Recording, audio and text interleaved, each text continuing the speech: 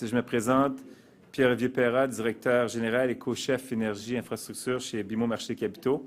C'est un plaisir pour moi de vous accueillir aujourd'hui dans le cadre du lancement du rapport sur l'état d'énergie du Québec, un bilan annuel préparé par la chaire de gestion du secteur d'énergie qui rassemble les données les plus récentes et les plus pertinentes sur le secteur d'énergie au Québec.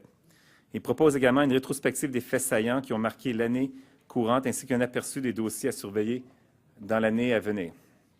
BMO est fier partenaire de la chaire de gestion d'énergie HEC depuis 2013 et nous travaillons en collaboration avec plusieurs autres grandes entreprises, soit Boralex, Brookfield, Enbridge, Enercon, Énergir, McCarthy Tétro, PwC, le gouvernement du Québec et Valero. Je profite de l'occasion pour souligner l'importance de la contribution de chacune de ces entreprises envers la chaire, ce qui nous permet aujourd'hui d'émettre ce rapport très attendu sur l'état de l'énergie du Québec. Maintenant, j'ai le plaisir de vous présenter notre conférencier d'honneur. Celui-ci occupait auparavant les fonctions de ministre responsable de l'administration gouvernementale, de la révision permanente des programmes, ainsi que de président du Conseil du Trésor. Depuis le 11 octobre, il est ministre de l'Énergie et des Ressources naturelles et ministre responsable du Plan Nord. Je vous invite à accueillir l'honorable Pierre Moreau.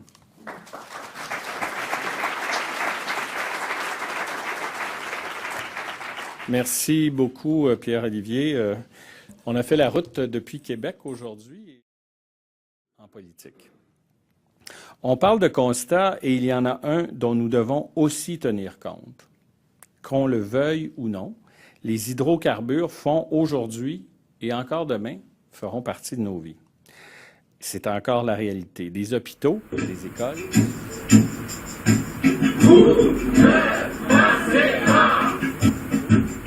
Des usines, des universités, des édifices ici même au centre-ville de Montréal, des milliers de maisons au Québec utilisent encore le mazout pour se chauffer. Les réserves d'hydrocarbures sont encore là, mais nous savons tous que nous devons passer à autre chose. Je citerai ici le premier ministre, Philippe Couillard, celui de qui je tiens le mandat que je remplis aujourd'hui. Il dit ceci: « Nous ne quitterons pas l'âge des hydrocarbures par manque de pétrole. Nous allons le quitter parce que nous aurons inventé des technologies novatrices et que nous aurons déployé sur notre territoire des sources d'énergie plus propres. » Et sur toutes les tribunes où on m'a invité depuis 2 mois, j'ai toujours dit la même chose. Pour notre gouvernement, l'exploration et l'exploitation des hydrocarbures sont et seront toujours subordonnées aux conditions d'acceptabilité sociale, de respect de l'environnement, de sécurité.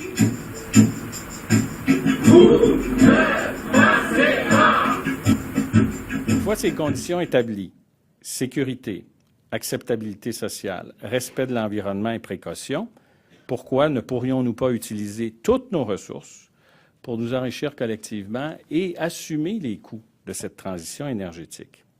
Mais ne vous méprenez pas, une éventuelle utilisation de nos ressources en gaz naturel n'enlève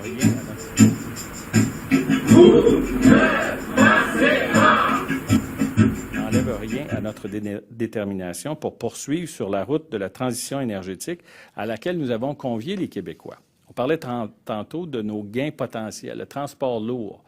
99 % du transport lourd dépend encore de l'utilisation de l'essence et du diesel. Or, la transition énergétique avec, par exemple, le gaz naturel permet de réduire de 32 % les gaz à effet de serre en ce qui a trait au pétrole et de 25 % ces gaz en ce qui a trait au diesel. Notre détermination a fait du Québec un précurseur.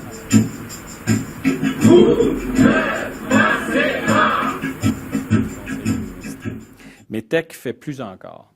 Il nous propulse en avant et permet au Québec de miser sur l'avenir. Ainsi en est-il de la filière hydrogène qui ouvre une nouvelle perspective très prometteuse dans la transition énergétique que nous vivons partout dans le monde.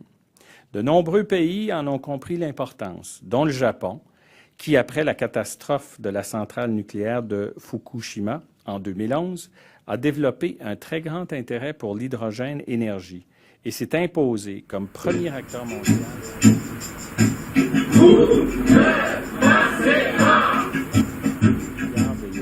soit 465 millions de dollars qui sont investis dans l'hydrogène, dont une partie est produite présentement par du charbon en Australie.